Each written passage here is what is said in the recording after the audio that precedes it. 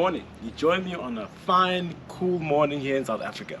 Today we're reviewing the Polo GTI. I'm going to be driving this Polo from my hometown, Nelspruit, Bombela, through to Johannesburg. I'm actually delivering the car for a friend. The car's for sale, so I'm going to be dropping it off there tomorrow and collecting my Kia, which is in Pretoria, for a gearbox repair. Join me as I review this vehicle on this long journey. Welcome to Cliff on Cars. I'm Cliff.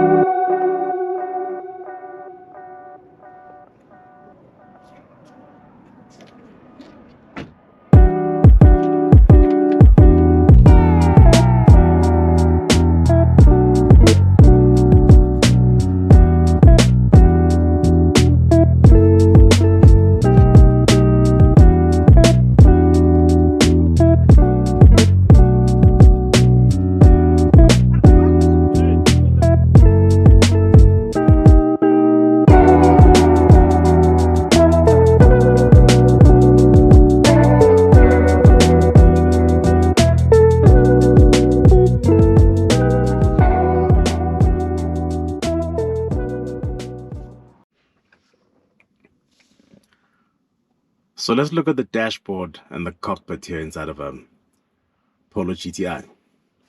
We've got the GTI specific steering wheel, branded GTI. We have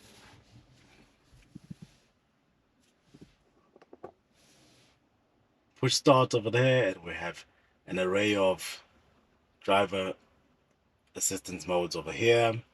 You can put the car into mode for sports mode, comfort, and etc. You've got your climate control over there.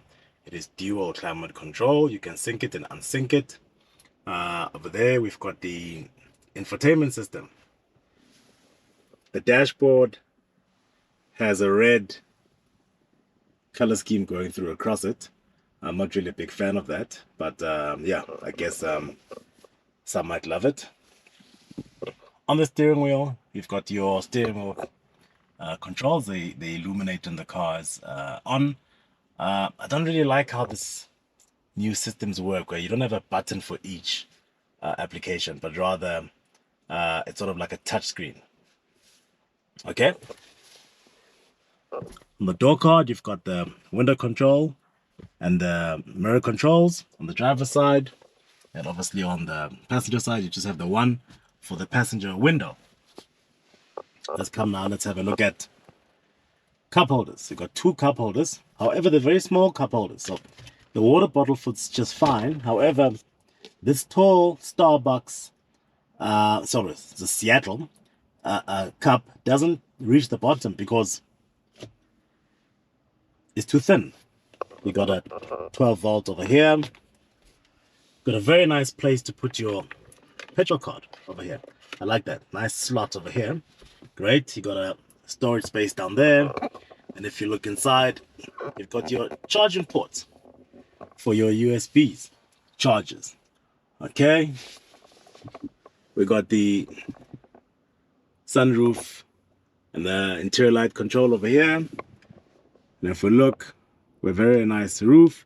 At the top, it's got the big glass that looks like a panoramic, but on the inside, it's just the normal size of any other ordinary sunroof. You've got charging points in the back seat. That's quite nice. That can be very helpful for your kids sitting at the back playing with their devices. So you've got a very small cubby hole over here, extremely small. I mean, it just fits your wallet and a couple of things. And then when you're sitting and driving, you can actually push it forward. But when you push it forward, it knocks over your water bottle and you can no longer get it out. And if it's a cup, you would no longer be able to access the cup on the second cup holder. So it works sometimes. It's as best I can put it. Okay, now we're going to put the ignition on. Let the car come alive. All right.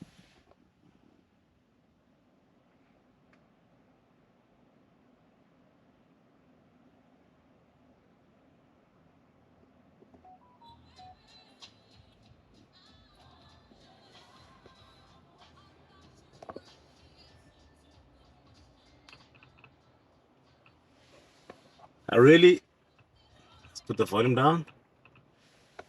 I really love the media on this car. The screen is beautiful. The clarity of the screen is wonderful. And it works well together in tandem with the radio screen on the left. They sort of like do a tandem dance. And basically you can display on your radio what you've displayed on your instrument cluster. And I think that's pretty cool. Great, very cool feature. And young people would really like that. So now the ignition is on. You can see that the functions on the multi-function steering wheel are now lit up.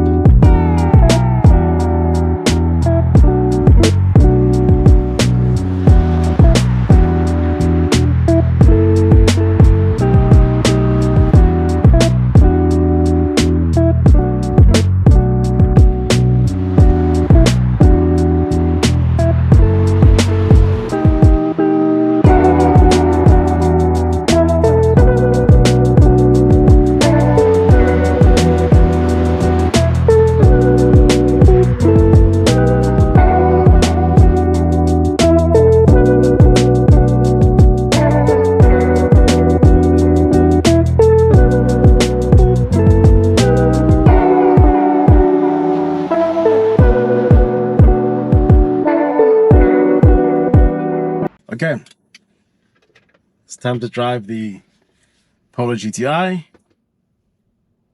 Start her up.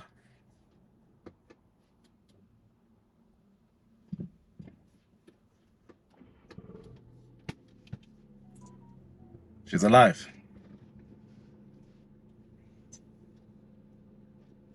I put her into sports. So you've got a sports mode and you've got a manual mode. All right, so sports mode is an automatic and manual mode is when you shift the car using the pedal shift on the steering wheel. Okay, safety belt is on. Now, when you put the Polo into gear, it sort of like jumps a start. It takes off by itself before you're even ready. As soon as you let go of the accelerator, it's jumping and it's going. I didn't really enjoy that much about the gearbox. Even when you put the car into reverse, it does the very same thing. It jumps back before you're ready. So you have to be very careful to keep your foot on the brake and release the brake slowly when you take off, either going forward or going back. All right, we're pulling out of our zoo. Go through the multiple speed humps over here. All right, there we go. Suspension. The Polo is set up a bit stiff, naturally so. It's a sport hatch. Okay. There you go. I mean, last week I came through here in a Maybach, didn't feel those bumps, and obviously now I feel them all. So let's go back into the mode, and we're in normal mode. Okay, so we're not in sports mode. Normal mode. The mode doesn't give you comfort mode. All right, it just gives you a performance mode. So the suspension is as it is set up from the factory. All right.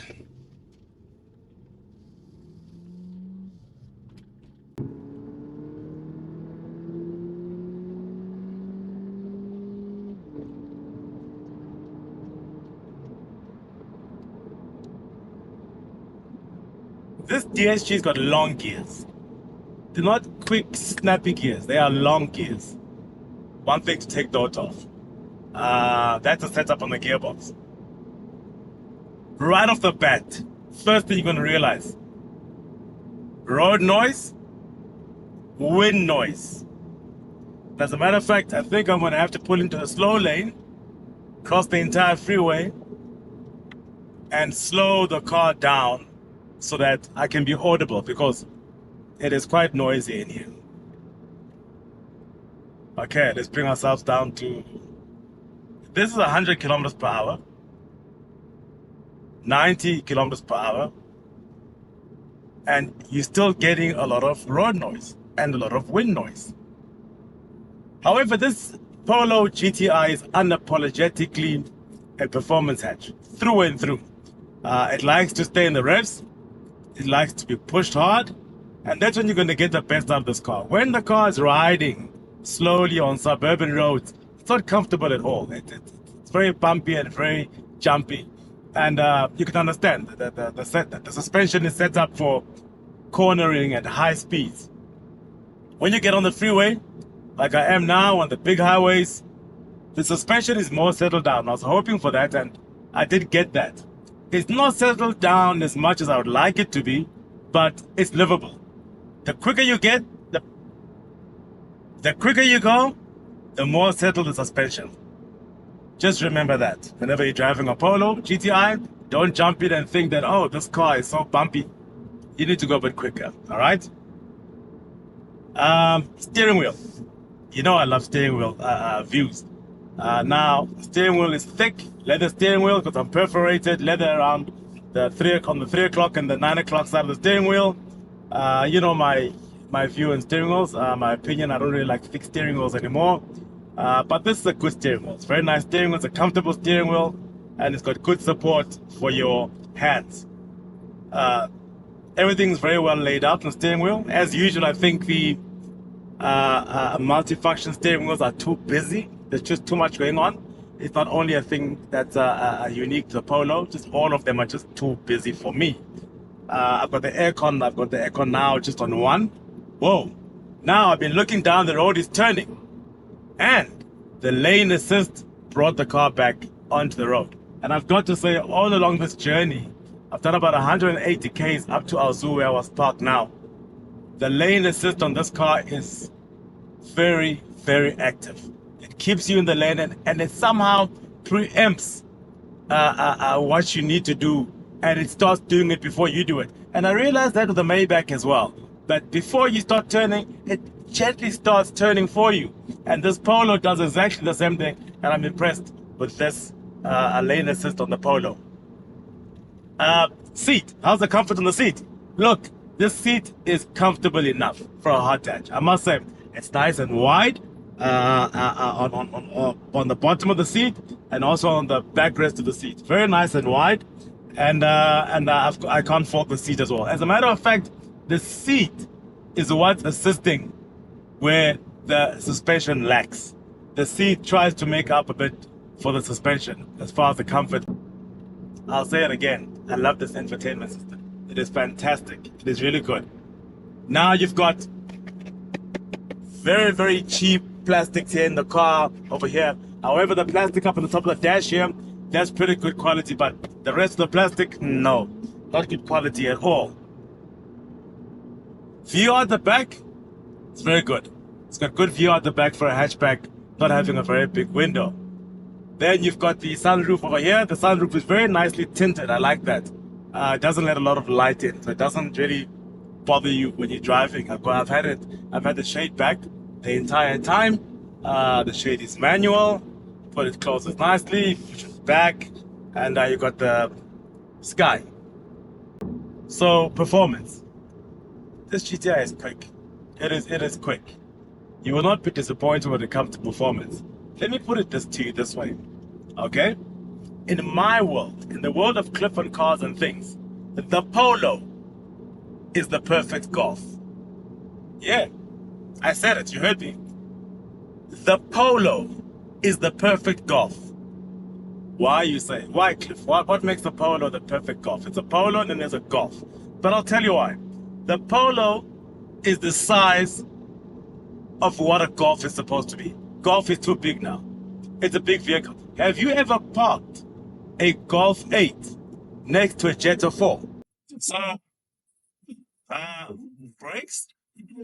The braking system is good in this Polo. It's good enough. And driving around town, the brakes are great. You don't have an ABS system which is jumping in too early, trying to take over your braking. I like that. And driving this Polo is like driving a normal car. You're just driving a normal car, driving around. You could be driving a normal Polo until you start putting your foot down and you realize, whoa, there's something here. Because like we're driving now, there's no sound coming out of the exhaust.